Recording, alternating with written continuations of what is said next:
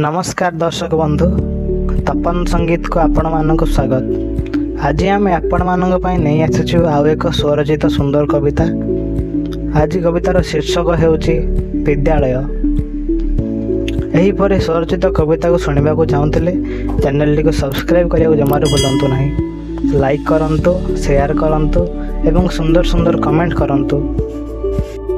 आसंतु सुनिबा विद्यालय। विद्यालय मोर मो पाई मंदिर, शिक्षा करिवार से पवित्र स्थल। विद्या प्रवीण मो शिक्षक शिक्षयित्री शिक्षा देउथिले सभी को एकाठी। तांको शिक्षादान अमृत समान, शिक्षा करी आज होइछि मु धन्य। विद्यालय जेते शिक्षक अछंती, पासरे भी नाही तांको मु केबेटी। थिबा जाई मोर जीवन समय, भूली पारिबिनी मो विद्यालय।